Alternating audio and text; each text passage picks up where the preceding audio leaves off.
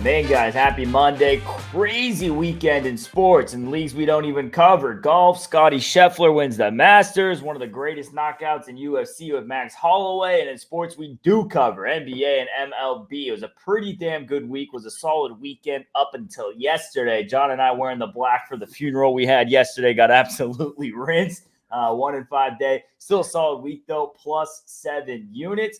And the NBA playoffs are mostly set. We obviously had the play-in tournament going on Tuesday and Wednesday. We'll be breaking that down going on here at the end after we covered today's baseball slate. We do have a free bet going on in the MLB today, so make sure you guys stay tuned for that.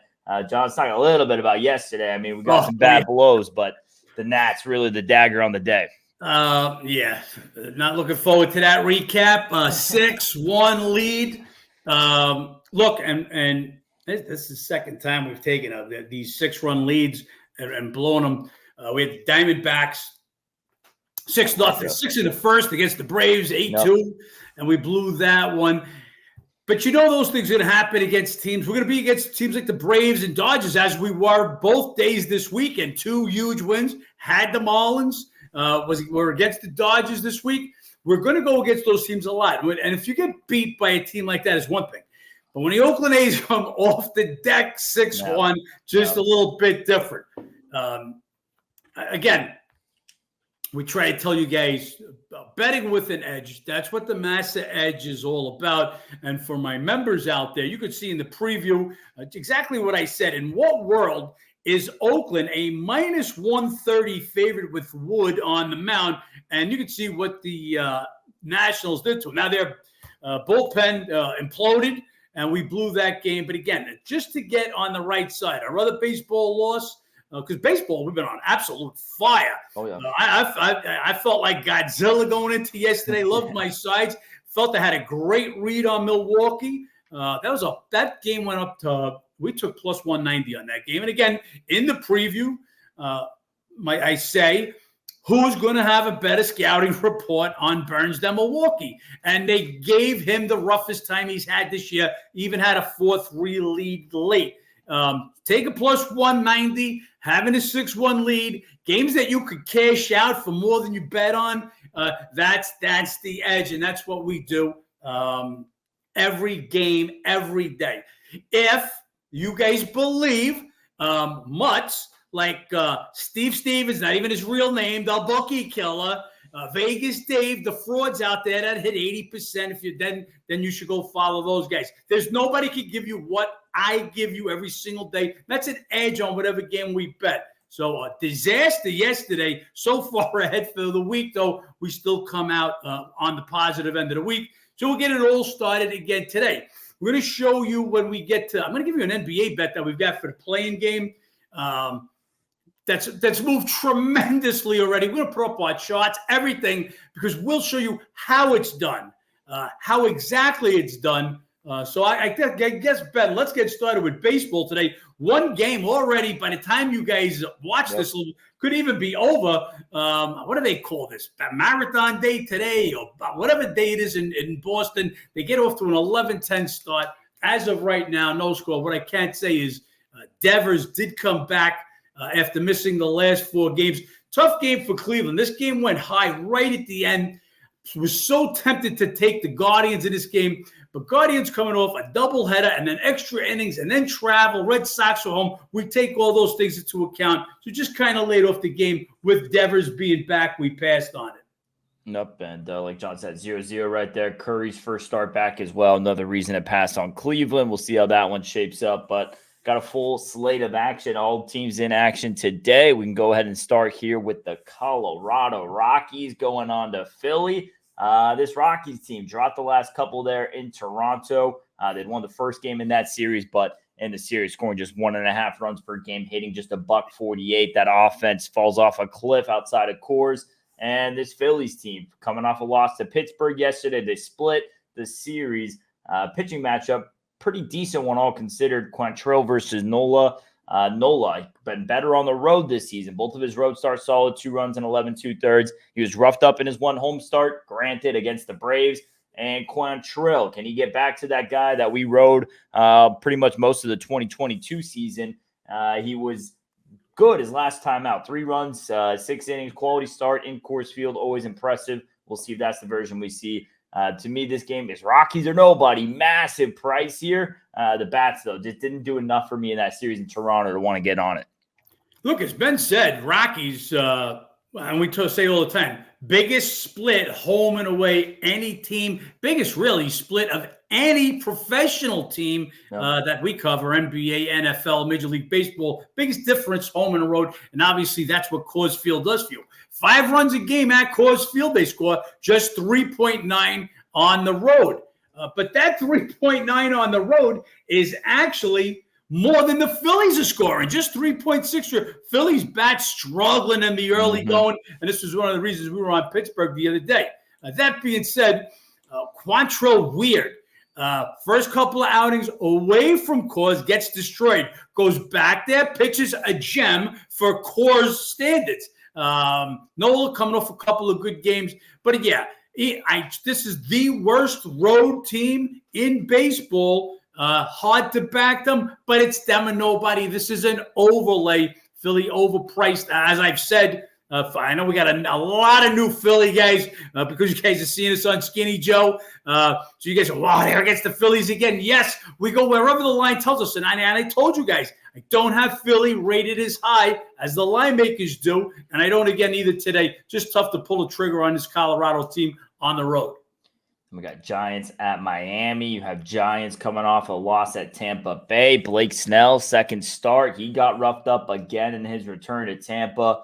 Marlins coming off a tough loss there against the Braves. Had the lead in the 9th, gave up 3 runs. Now just 1-9 at home. Good news, they got Cabrera back today. They've had a lot of pitching injuries. Obviously, guys out for the season. Luzardo's been the ace. Cabrera, someone that needs to get going here. Is going to be obviously first start back coming off the IL. How much of a restriction will he have innings-wise? Harrison going for the Giants. He's been solid. 2 of his 3 starts, quality starts. And then obviously pitching in San Francisco, pitcher's ballpark. But same thing here coming on over to Miami. Would be Giants or nobody. No interest in Cabrera's first start back and no interest at this price with a 1-9 Marlins home team. If I'm going to be betting the Marlins at home right now, I'm going to need some plus money to that. This is Giants or nobody. Yeah, absolutely. I don't want nothing to do with Cabrera. His first start back, so he has a little shoulder impingement during spring training. He was working through. He's a last-minute starter. Puke was supposed to go today. He fell ill, so instead of making another rehab start, they're bringing Cabrera up. He was going to be hoped to get 90 pitches in the rehab start. Now, this guy hasn't thrown more than 5.1 innings, 5 1/3 innings since June of last year, and he won't this year either. As far as San Francisco, another pitcher's ballpark. They score less than 3 runs a game in San Fran, but more than 5 runs a game outside of that. Harrison doing a decent job so far. It's San Francisco and nobody. Got Pirates taking a trip to New York to take on the Mets. Going to be Perez versus Hauser in this one. Sawinski had the big grand slam yesterday. They split that series with the Phillies. Mets, they pull out a pitching duel yesterday, 2-1 over Kansas City. They are just 3-6 at home, but 3-1 the last 4. They started off 0-5, put it together a bit more the last 4. Better home team last season. Perez, he's been pitching solid. What a good pickup for Pittsburgh, getting a veteran starter here. Been giving them veteran starts, granted, against the Nats and the Tigers last 2 times out, but both quality starts. And Hauser, he was roughed up his last time out, but against the Braves, and he had a good outing against Pittsburgh last year. Spent his first several years in Milwaukee. He's seen the Pirates a bunch in the NL Central. This game to me, Pirates are nobody. Mets bats, they were red hot there for a couple of games, fell off yesterday. Granted, against Reagans, has been throwing great. Does that continue here against Perez? Does Perez get them? Can he continue this well pitching against a better offense? There's some questions here, but still, Pittsburgh or nobody for me in this game. Yeah, a little lean to Pittsburgh, and then really just a little lean. As we talked about Perez, he's looked great, but again, Detroit, Washington, and Miami's who he's opened up against. So we're talking about 3 of your weaker hitting clubs. As far as the Mets, they'll be facing another left-hander after looking at Ragans yesterday and having a little difficulty scoring. But the Mets are actually hitting well, batting .296 versus left-handed pitching. So So again, little bit of a lead to Pittsburgh, not enough to make a play. We got Padres on to Milwaukee. Padres definitely in a bit of a series letdown, taking 2 of 3 in Dodger Stadium. And the last couple of games had rain delays. So a couple of late night West Coast starts, now traveling to the Central. Going to be Musgrove versus Ross in this one. Brewers playing pretty good ball. They took 2 of 3 at Baltimore. They're now, what is it, on the home this season? 3-2 at home this season, 49 wins at home last year. This is a pitching edge ever slightly to Musgrove, but that's mainly in name. I mean, his last couple starts not looking the same. He was roughed up against the Cubs. And then you have Roscoe, and he was coming off a solid outing versus Cincy. These Brewers bats are absolutely on fire. I mean, they even got to Burns yesterday. They left a lot of runners on base over the last 6 on the road trip. They were scoring 8.3 runs per game, hitting .312 as a team. This is Milwaukee or nothing all the way. Musgrove in name in this one. Keep that in mind. 6.5 runs per game, tied with the Atlanta Braves for the league lead. Milwaukee. If I knew Yelich was in the lineup, I would have bet on this one. The Sharps did hit Milwaukee this morning, as Ben said. This Sunday night, this is keep this in mind. This will be a theme that Sunday night, especially going from one of the coasts. So you're going from the West Coast, and as Ben said, a couple of rain delays. Don't know that. And I thought it never rained in LA, but he had a couple of rain delays out there. Musgrove just has not been Musgrove. The early line movement, though, flipping the favorite. Maybe we're looking at a day off for Machado or somebody. So we'll wait to look for that. It was Milwaukee or nobody. But again, wanted to have Yelich in. He led the team. He leads the team in home runs with 5 home runs. He missed the last couple of games. Questionable today. Don't know if he's in. I'm guessing he's doubtful, but we'll see. He might be in the lineup, and that might be the reason for the line move. Just no official word yet. We got Cubs taking a trip to Arizona, coming off that series with Seattle. Catch a win yesterday. They're just 3-3 on the trip. D-backs, they're coming off a good game against St. Louis. Blanked them 5-0. Shout out Zach Allen doing Zach Allen things. And they got their other ace on the mound today, Kelly going. He's had 3 straight quality starts. 1 start versus the Cubs last year was solid. And since 2023, he's just been dynamite at home, 6-5, 2.52 ERA. Brown going for the Cubs. He has a handful of career outings. This is going to be his 2nd MLB start. He's never made it past 5 innings in an outing. He hasn't gotten to 5 innings. So this is tough to want to back this Cubs team who hasn't been that good on the road. Bats absolutely cooled off, hitting just 186 in that last series. This would be near a little bit less on the price for Arizona or a little bit more for the Cubs here. This price is pretty well placed here by Vegas. I have no interest either side here currently. Yeah. Kelly at home, Arizona. Again, remember, defending National League champ, Arizona. Yeah. They haven't gotten it really rolling yet, but with Kelly, good chance to get that happening. Chicago plays another low-scoring game at Seattle yesterday. They've got to get those backs going. Now, as far as Brown, his last outing, decent. That doesn't get to the 5th inning, but a decent start at San Diego. But again, keep in mind, San Diego, another pitcher's ballpark. Those 3 West Coast ballparks, LA, San Francisco, and San Diego, all pitchers' ballparks. So he'll come up to Arizona, and I've got to lean to the D-backs in this one with Kelly on the mound. Just not enough for me to lay a favorite. I've got to really like something. I'm not that far off the number. We got Nationals taking a trip to LA. This is the first massive price we're seeing of the year with the Dodgers. For pretty good reason. And we were talking about it preseason, how insane are these prices going to get for LA. You got Glasnow, who's pitching as good as anyone right now. He's coming off 3 straight quality starts. The last one, 7 shutout innings, 14 Ks, no walks against Minnesota. And you got Parker going for the Nats, who's going to be making his MLB debut. So in that aspect alone, you can kind of understand the size of the price. Granted, the Dodgers are not playing good ball right now. They dropped 3 of 4. They're scoring just 4.3 runs per game. And Nationals, competitive on the road. They're 3-3 on this trip right now. 3-3 the last 6 trips to LA. Pitching matchup and everything else definitely says Dodgers deserve to be a favorite. Massive line on this game. Price alone, you can only want Washington. Do you want to bust Glasnow, though, is the question. Yeah, it's Nats and over. There's no world that I'm laying 3-1 in. No. It's only a take it plus 3-1. Dodgers, they're not on a Dodger roll just yet. Bat's a little bit quiet. Expect them to win, but look, when you're talking about 3-1, if we're talking about 162 game season, okay,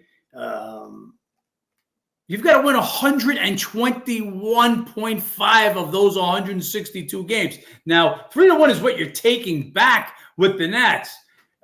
If you want to lay this price, DraftKings is 360, PlayMGM is 350, Pinnacle, which is the cheapest in the world, is 345. There's just no room to lay it. I don't care if you think it's a lock. Again, take a plus 3-1. I'm only with the Nats.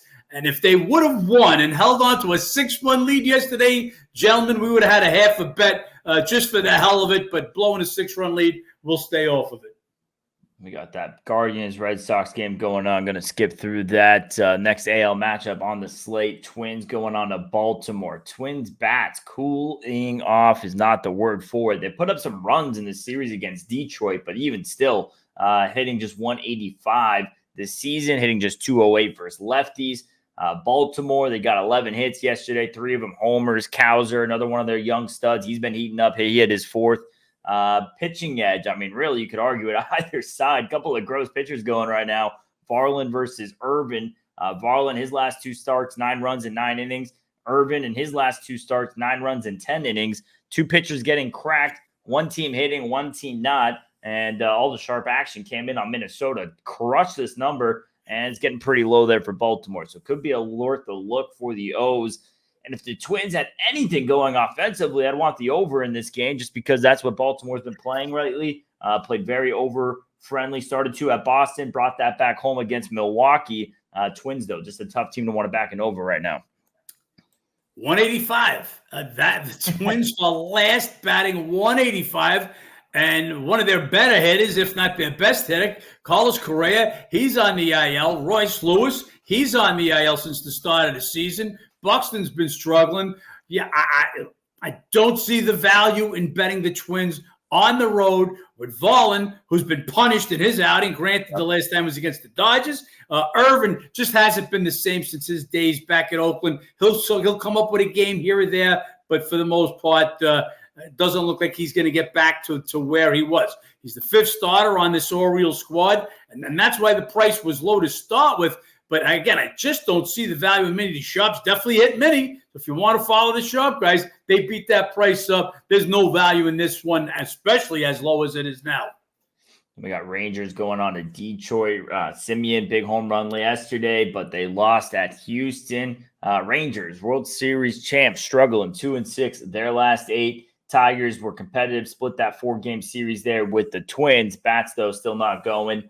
Lorenzen versus Olsen. Interesting signing this offseason for the Rangers to go get Lorenzen. He spent the first half of last year with the Tigers, was elite, and then got traded to Philly through a no-hitter, and then he kind of fell out of that rotation shortly after that, lost his stuff for a bit. Interesting to see what he brings back this season, and interesting if he can get it going in Detroit, but got to imagine, innings-wise, not going too far. And Olsen, he was roughed up his last time out. This cheap price here for the Rangers. I mean, they're playing bad ball, but are they this bad right now? Detroit, obviously a team typically worse at home.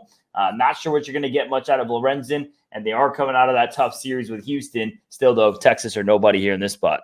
Texas are nobody. Let's look at who they've played. So over the last 10 games, Texas played Oakland 3 of those games. Oakland come up with some wins. So, hey, maybe Oakland's not as bad. And the other 7 games are against Houston. So look at Houston and Texas, and you're like, wow, these 2 teams are struggling. These 2 teams are playing each other half of the games so far that they played the season. So keep that in mind. Detroit, they played the Twins. We just told you the Twins are batting $185. Prior to that, they played the Pirates, who've played good baseball. Can't argue with that. And then it was the A's before the A's started playing a little better baseball. So teams that have played 2 different levels of competition at this point, 2 pitches. The wild card here is Lorenzen. What are we going to get from him? Lorenzen actually was with the Tigers way back when. Can he go back there and beat this team? Well, as a dog, I'd be on Texas. Let's see who is out. This line is telling me maybe because the movement is, are they going to give Seager another night off? Who are they giving a night off, if anybody? But it would have to be Texas or no one for me. Tigers are a better team on the road, actually, than they are at home. So I'd have to like Texas in this spot as a dog. Got Angels going on in Tampa Bay. They're coming off a loss at Boston. They're now 1-4 their last 5. Rays, they beat up the Giants last night, hit a bunch of homers. Paredes hits his 5th on the year. It's going to be Sandoval versus Eflin in this matchup. Sandoval, he was roughed up his last time out. He had and it was against the Rays. And 2 hours versus the Rays last year, roughed up for 8 runs in 9 2/3.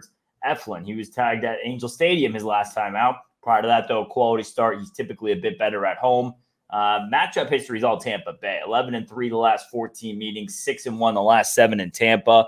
That alone makes it hard for me to want to go with the dog in this matchup.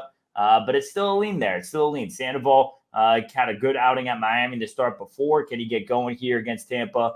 Not enough for me to want to get involved here just with the ownership and Eflin's home success. Yep, would have to be a little higher for me also. And just, by the way, if you're thinking of turning off, don't turn off yet. So we've got a free baseball bet coming, and then we're going to give you one of our bets for the playing games. So yeah, for me again, dog or nobody, but again, just not high enough to want to back Sandoval, as Ben said. Tampa Bay's pretty much owned this matchup, and Tampa Bay, look.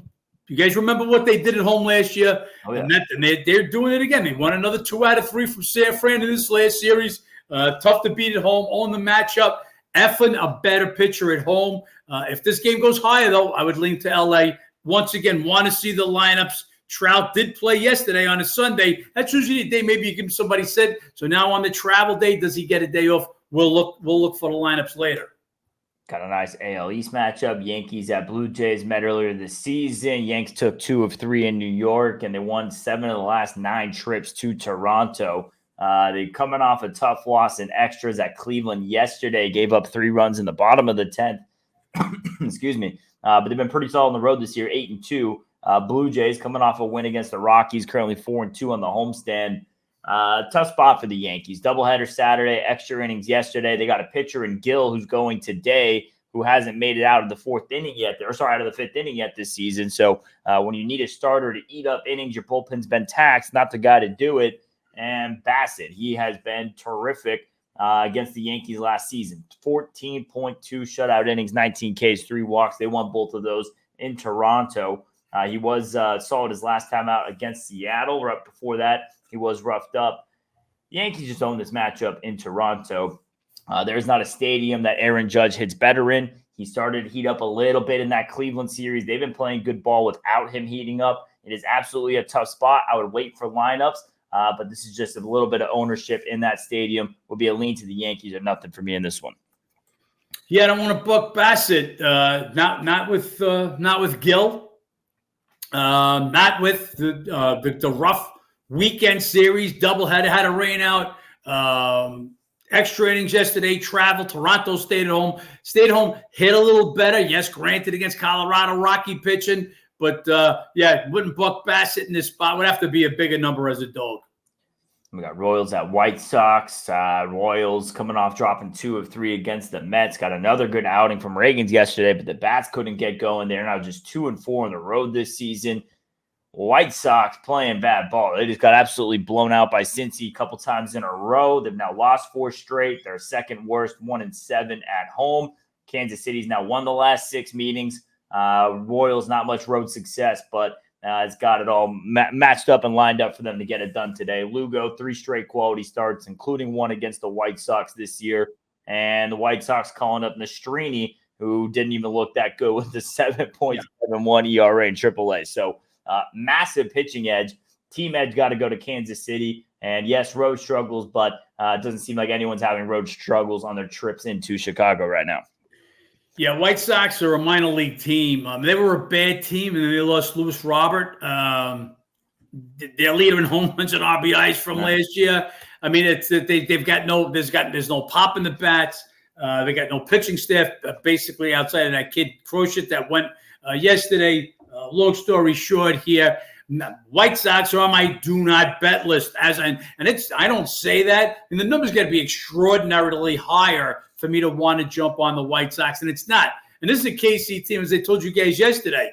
The reasons we like the Mets yesterday, Mets really good historically at home. KC very bad on the road. So for KC to be this big a number on the road kind of tells you how bad I've got the White Sox rated at home. The worst home team in baseball. We got a great series. How about this Astros schedule to start out the year? A couple of series with the Rangers. It doesn't like the fucking Astros. Yeah, a couple of series of Rangers, Yankees, and now the Braves coming into town in Houston. And obviously they had a World Series meeting a few years back. They've had some series ever since. And Houston's had their success, but all these games been in Atlanta. They've won the last 4 games all in Atlanta. If you have Ozuna, who's really heating up for the Braves, he hit his 7th homer yesterday. I believe Acuna still not to hit a home run this season. Might be fact check. I got to fact check that, but I'm pretty sure Acuna still has yet to hit his homer. Vines versus Arrighetti in this one. So a couple of your most successful teams in the MLB for the last 5 years, and you got a couple of kids coming up to get involved in the slugfest. Vines, 5 career outings. 2 of those are starts, and a couple in AAA this season, 5 runs in 12 innings. Arrighetti, number 1 prospect for the Stros. He was absolutely lit up by the Royals. 7 runs, 7 hits, 3 innings. This is, to me, over or nothing. I mean, you have Astros coming off a very high-scoring series with the Rangers. Braves played a very high-scoring series with Miami. You know they're good for 6 runs. 2 pitchers who are just begging to get absolutely lit up. This would be over or nothing for me. And Houston or nothing. Yes, Braves are a really good road team, and Astros a really rough home team. This is a series they've had their number in a little bit, but I think more value in the total today. Yeah, the total is 10. You do not see 10-run totals unless we're in cause or maybe 2 bad pitches and a wind's blowing out at Wrigley. Other than that, you don't see 10s, but this game definitely deserves to be 10. As Ben said, we expect a lot of hitting here. Arrighetti, this was a number 1 prospect for Houston. Lit up is not the word. And now come the best hitting team in baseball, the Braves. Yep. That tough order. Vine's not much better. Houston, they do it with the long ball. A lot of runs to be scored. Lean a little bit to Atlanta, but not enough to make a play. If Atlanta was a dog, I would take the shot against Arrighetti. But as a favorite, I don't see any value there. Yeah. 5 straight overs for the Astros, all going over this number. 5 of the last 6 for Atlanta. I think we're due for runs in Houston tonight. Then we got Cardinals at Oakland, Gray versus Stripling. How about the A's? What they did yesterday absolutely screwed us. But, man, they've won 3 series in a row for the first time since 2021. I mean, they're on their major league bullshit right now, trying to absolutely do everything they can and spite John Fisher, the owner. We'll see if it can continue. We'll see if it's just some early luck in the season against some lesser opponents. Today, Stripling, he's been as worse as it gets. I mean, they've been getting it done with pitching. The bats have been non-existent. And Stripling, he's been one of the worst pitchers. He was roughed up his last time out, 6 runs, 11 hits against the Rangers. And Sonny Gray, I mean, he's just as solid, as consistent as it gets. I think he led the league last year in the most starts with 3 runs or less. He'll give up a couple of runs here and there, but he never has the bad outings. Don't expect him to have one in his return to Oakland. This is A's or nobody playing winning baseball right now. Sure, Gray gets the pitching edge, but what is he good for? 5 innings? This would be A's or nobody here for me in this one. Yeah.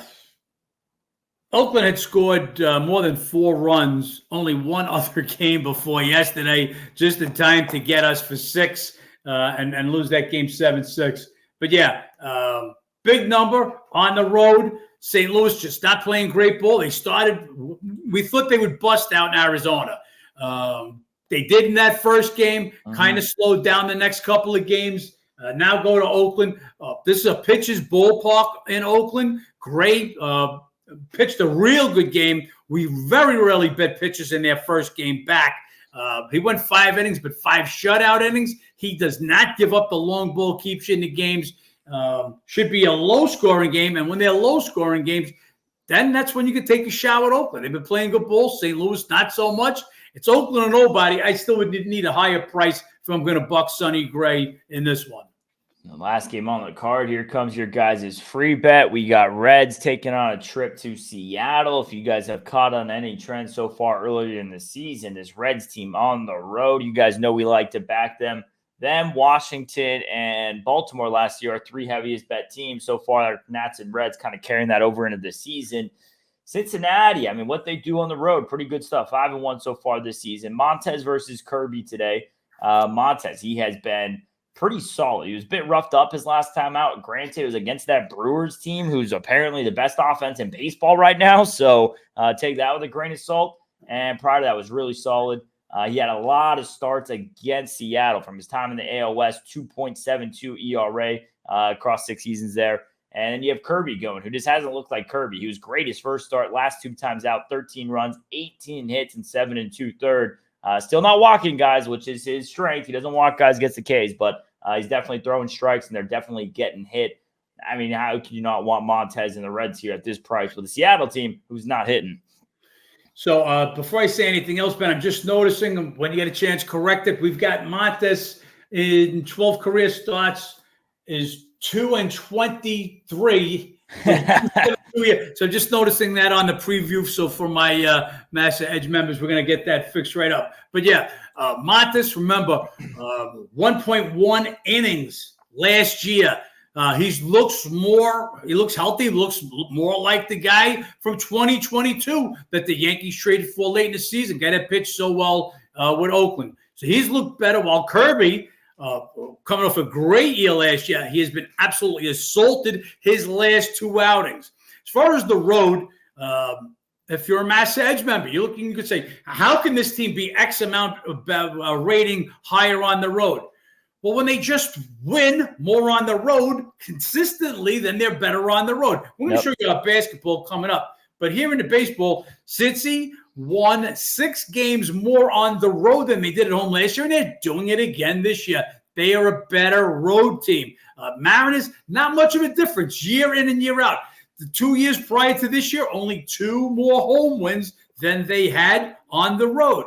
Cincy killing the ball. 6 runs a game. Granted, some of that was against that terrible White Sox pitching. Yep. And Mariners, are they 28th? 28th, scoring 3.06 runs per game. We took $1.33. This is a 2-unit bet, and love the Reds in this spot. That's the MLB slate. That's your guys' free bet. Let's talk about some playoff NBA. We got the play-in game set, the 4 games for Tuesday and Wednesday. I mean, first off, let's talk about yesterday a little bit. Phoenix, give them credit. Last 3 games of the season, tough opponents, Clippers, Sac, and Minnesota took care of business. The Lakers, LeBron, the all-time LeBron performance. I mean, tied his career high in assists and a half, finished with 17 on a triple-double. Lakers get a much-needed win. You have OKC, who all these draft picks they have going for down the line, John, and they already got the 1 seed. I mean, they're going to get better and better and better each year. Going to be interesting to see what all they pull off. These 4 games, though, 2 coming up tomorrow. Lakers, Pelicans rematch. Warriors, Kings, first round rematch from last year.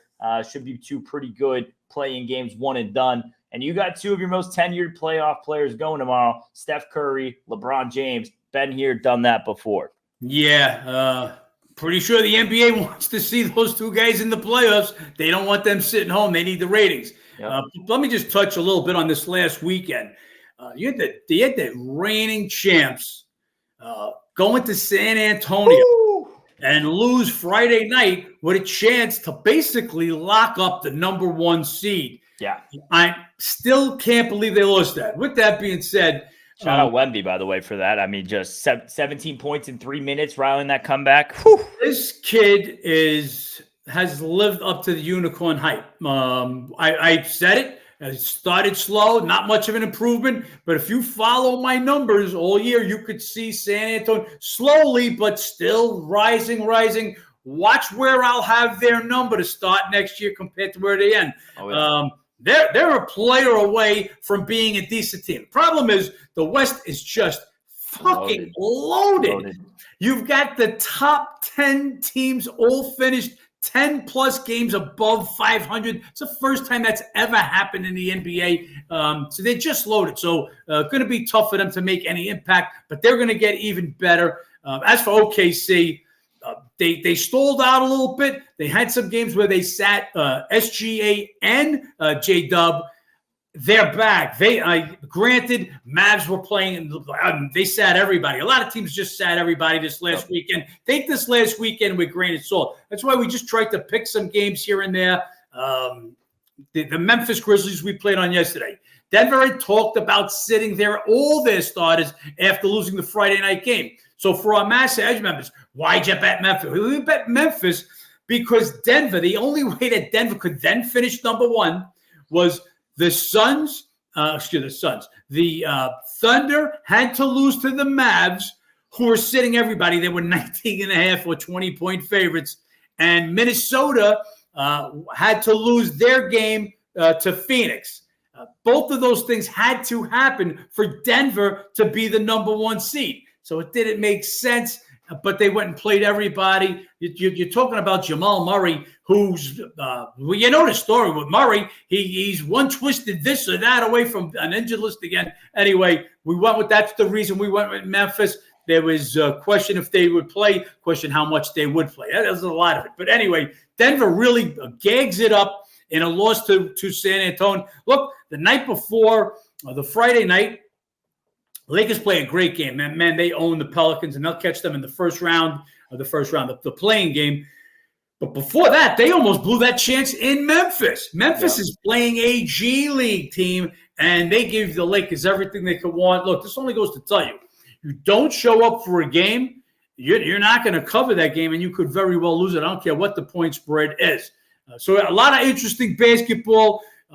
We were on Milwaukee. This was a spot that I absolutely loved yesterday. Milwaukee had owned this matchup, and I thought even with Giannis out, their group of veterans who've just played in big game year after year, I just didn't think Orlando would be ready for that. Orlando's an upstart team. Didn't think they'd be ready for a pressure spot, losing their last three games all by 12 points or more. First quarter looked just the way I thought it would go. And then after that, they blew the Bucks' pants off. Dame Lillard, 2 for 14. Don't call yourself a superstar. Pal, you're done. I've been saying it all year. Give me Grayson Allen and Jrue Holiday back and get rid of this kid. Send him back to Portland. When you're on a terrible team, somebody got to get the points. Anthony Simons is there averaging 20-something there. Jeremy Grant, 20. They stink. They're getting points on a bad team. So, look, he was a star. He's not a superstar. He's not carrying the team. Giannis is out. This team gets bounced in the first round. Just a terrible show in Orlando. But look, they now allow the Knicks to back into that second spot, second seed in the East. Hats off to the Knicks. But Thibodeau, you fucking maniac, he's got DiVincenzo playing 52 minutes in an overtime game in the final game of the season. So some questionable coaching, to say the least.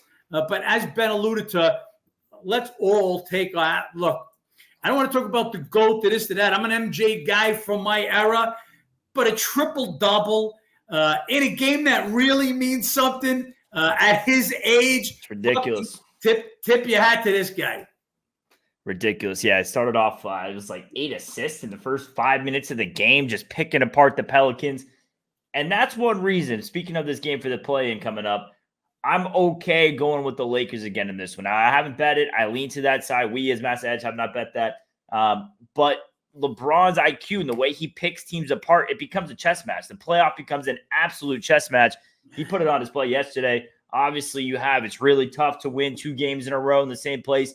This is essentially, if you're in a playoff series, you're up 1-0 when you're in game 2 and on the road again. Almost never do you go up 2-0 on the road. This game is basically, going into this game is 3-3 because this is 1 and out.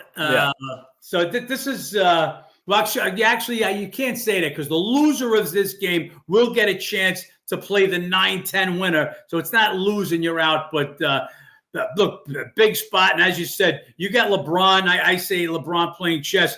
Everybody else is playing check. Is Yeah. LeBron's he's on a different level. And look, he didn't look this good last year. He did not look this good last year. He was banged up with that foot. He is playing 100%. A level above that. 100%. Got a little bit more rest. I would have liked to see him rest a little bit more. We talked about this at all. It seems like the season just started yesterday, and we talked about they were going to try to keep him in that 28 to 30 minute range. Yeah. And that went out the window after the first loss that they took. Should have gave him a little bit more rest. They tried to rest him a little bit down the stretch.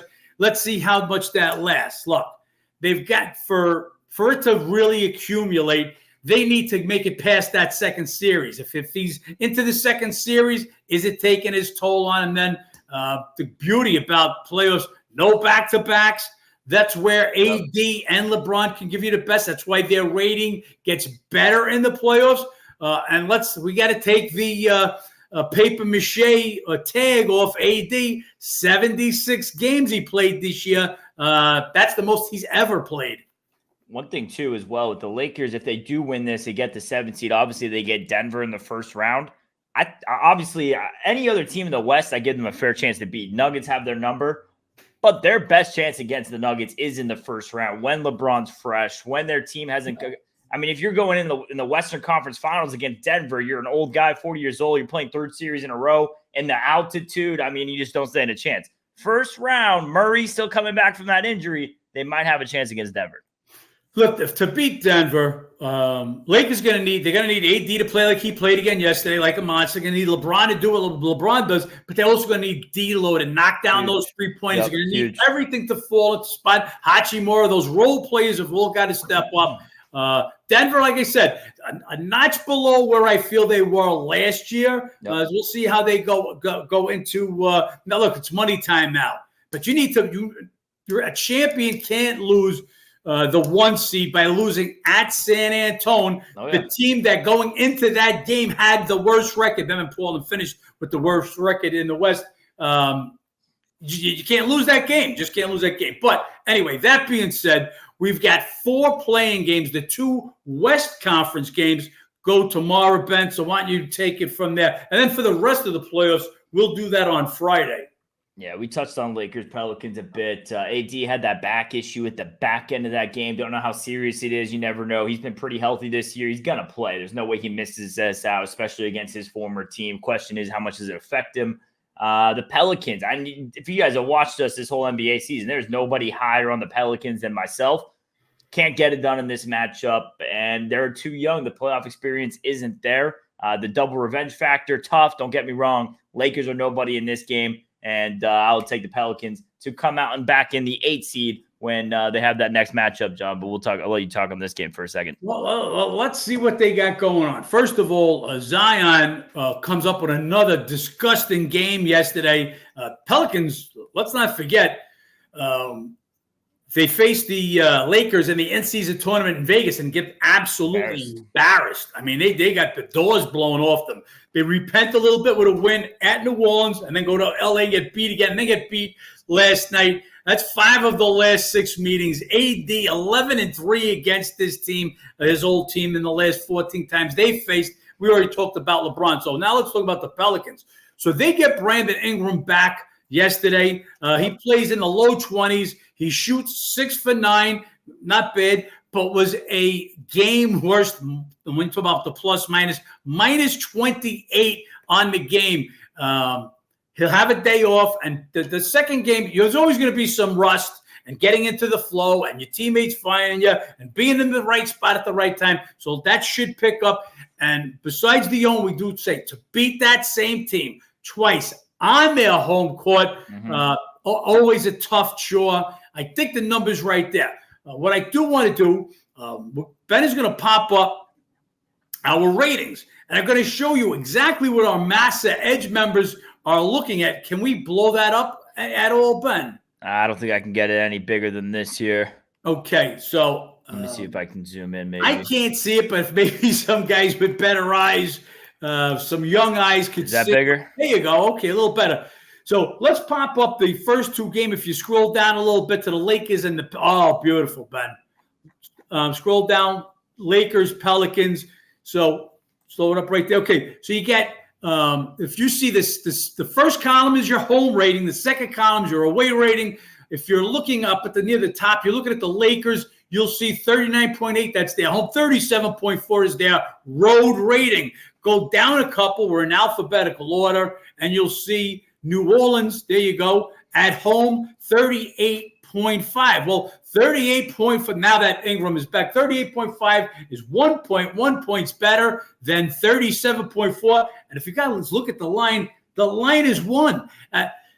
Guys, there is no better NBA handicapper in the world. My numbers are the strongest in the world. They're better than the Vegas odds makers, and I'll show you why. Let's look at the second game, which is going to be Golden State Warriors at Sacramento Kings. You can see the second number. Golden State, one of those teams, better on the road. They're the best. Them and the Mavs had the best against the spread road record. Where the Warriors didn't get it done at home, they got it done on the road. So you see the second box, 39.6. That's their road rating. If we scroll it on down to Sacramento, you'll see the first box, Sacramento's home rating, and you'll see all the way to the right. That's with Monk and Uter are out. Both those guys are out, will remain out. So 35.8 from 39.6. And you can see while we're on Golden State, we sent out Golden State last night. Soon as DraftKings opened up, they had it 1 -05 Golden State or -110 on the money line. We laid the money line -110. This is all we talk about as an edge. Sacramento might beat them by a dozen tomorrow, but right now you could buy that game back at Golden State plus 125. You lay it. Look, this is how guys become billionaires in the stock market, buying low, selling high. That's what we just did. We laid $1.10 and can now take back $1.25. Now, if this is too much mad for you guys, you're in the wrong place. Nobody can just give you young guys. Just give us the winner. I don't want to hear you talk. Just give us the winner. I don't have a fucking crystal ball, gentlemen. What I have is an edge. Anytime I bet a game, I have an edge, and we have an edge in this game. As I said, we laid -110. This game is sitting at 2.5. 2.5 at every sports book in the world at this moment, which is 12:22 Eastern Monday morning. We gave this game out literally as soon as they put the lines up. My Massa Edge members know we already had the previews up last night on this game. We're ready. Nobody puts the work in that we do.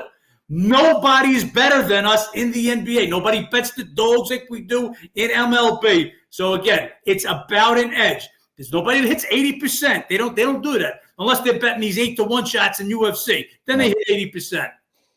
And furthermore, on this game, guys, Warriors Sacramento, I mean, if the number itself, like John said, 30-cent edge already and climbing, and you see where his ratings are at, there's still room for that to continue climbing. We're just talking about the most experienced playoff team in the NBA. And if they couldn't get any more experience, they go and get their point guard off the bench to be Chris Paul. So if they already didn't have the most experience, they added one of the highest IQ players with that experience. I mean, against a shorthanded Sacramento team at that, John. Look, it's not only that. They've got the psychological edge over Sacramento. They've been the team in that area. You got to remember, these teams are right from the same area, the Bay Area. And in Game 7 last year, Steph Curry dropped who's big bro piece at Sacramento, and they knocked them out. This game was Golden State. This was a wrong line. That's why I say repeatedly, DraftKings, pay me. I'll make you a line. You guys have no idea as long as they open early. The problem was this year, DraftKings took a back seat to Bet Online. We had told our guys before the season started, if you got a DraftKings account, I will annihilate their lines. But what they did, they were opening at 12, 12:30, 1 p.m. Eastern last year. They stopped that. We fucking buried them. Anytime they put a line out prior to Bet Online, as they did last night, I kicked them in their teeth. And we did it again last night, -110, which is basically a pick 'em. The game is sitting at 2.5 now. So this game is all Warriors. Can Sacramento win? Of course they can. It's all about an edge, guys, and that's my guarantee. I never guarantee or call any game a lock. What I guarantee you is I've got an edge. Whenever I make a bet on a game, I've got an edge. We got 2 Eastern Conference play-in games we can touch in on Wednesday. I'd like for you also to put up the chart for that bet. I want everybody to see this is why this is our only bet for the play-in series. Yep, this first game is Hawks versus Bulls. I'll pull up that chart right now. Let's see here. So obviously going to the top here. And that's what we're looking at with Atlanta at Chicago, John. Yeah, you get again. You'll see that there's there are 4 columns. The team, their home rating, their away rating, and their injured players. And you got Johnson, Akanagwu, and Bay. Trae Young just coming off that list. Let me throw this little bit of an interesting stat with Trae Young. Trae Young now back 3 games, 15 points per game with 10 assists, but he's committed 15 turnovers in just 80 minutes. Not looking like 100%.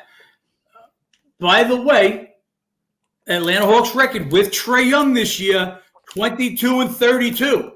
Their record without him, with DeJounte Murray as the main focus, the point guard, 14-14. Trae Young is back. He hasn't really improved that rating that much. So you can see that road rating, 31.2, and down a few spots, you've got the Chicago Bulls at 33.4. So about 2.2 difference. This game is a little higher, 3 to 3.5, depending on your sports book. Just not enough for me to buy the Hawks. Hawks have not won a game, not only since Trae Young came back, but they've lost their last 6. A season-long 6-game losing streak, 1-5 against the spread coming into this game. Bulls have played some good basketball. Bulls had the unfortunate scheduling of, I believe it's their last 6 games since playing it, since actually losing to the Hawks. They go 3-3, 2-4. 3 of those games are against the number 2 seed Knicks, though. A few wars. Chicago Bulls, they went for it yesterday. Should have been a game to rest everybody. Man, they sent DeRozan, Caruso. They sent the whole group out there, and they went for that win. They wanted to get 2 out of 3 in those games with the Knicks. So they played the Knicks 3 games, lost 2 of 3, but covered 2 of 3. Bulls just look a little bit better. One other stat, Hawks, they're used to this play-in already. 3-0 in play-in games so far. So my number, 2.2. I'd have to get over 4 if I'd be interested in the Hawks. Yeah, as far as, like you said, Hawks' experience with the Bulls, interesting psychologically. Is that getting them in playoff mode sooner, playing them, especially that OT game with the Knicks yesterday. So we'll see how that affects them. I would lean to Atlanta, though. As bad as they've looked, would lean to Atlanta with the playoff history success. And we got a good one. Let me just say this with that overtime. So that's Sunday. So the West Conference games will be held Tuesday. The East Conference games are Wednesday. So you get another full 2 days off, right, but to recover from those 40-plus minutes that they were playing. And as far as the Knicks, like I said, they've got till Saturday, but you just don't put DiVincenzo out there for 50. Go ahead, take that next game, Ben, and then we'll talk about what the line should be. I mean, Heat at 76ers is good of a matchup as you can want in this play-in. 2 teams who dealt with injuries all season long. Miami, it was kind of collective. Everyone had different chances at taking trips to the IL. Meanwhile, you had 76ers who is mainly just Joel Embiid, obviously. He's come back. He sits that last game. John and I both scratching our heads. Why is he sitting that last game? They don't play till Wednesday. He didn't really look in shape in the couple of games beforehand. I mean, I don't know if you could expect it. So that's my concern with Miami or with Philly in this. Is Joel Embiid going to be able to take over a game? And how do you want to go again? I mean, this is probably 2 of your top 4 coaches in the NBA. Nurse and Spoelstra going at it. You got to love that aspect. I got to give Miami with the points and Coach Spo the edge here. Way too much playoff success to disrespect them with this. I understand the price. It's a fair number. Got to look at the points with Miami or nothing. And, I mean, what are we getting out of Embiid in this game? Okay, so let's start it off again with just numbers. That's where I always start. I start with making a line, and then we tweak it. So my numbers, raw numbers say, if you guys could see, you've got Miami 36.6. Another team, Miami, horrible, just horrible. Don't cover at home. Much better on the road. 36.6 at home. Now, that's with Rozier and D. Robinson out. Will they play? Still a question mark. So that's as far as I'm concerned, this is as bad as Miami could be, 36.6, even if these guys are out. Let's also remember, It's playoff time. What does that mean, Ben? Playoff Jimmy, here he comes. Knock, knock, knock. Playoff Jimmy. Look, if you guys remember, the only thing happened last year, play-in game, Hawks beat the Heat, and it was from that point on, the Heat goes on a little bit of a roll, a monster roll because of playoff Jimmy. But they did lose that first play-in game.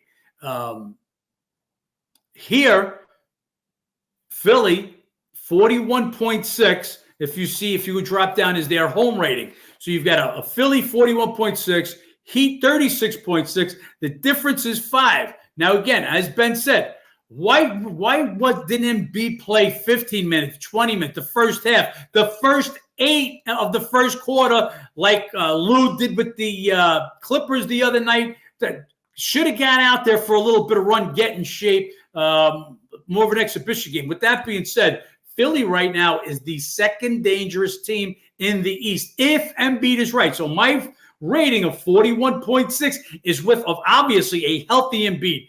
Embiid has been the best offensive player this year. Mm-hmm. More points scored than minutes played. The guy's he's just a walk to the free throw line. He's going to get there 10 times a game.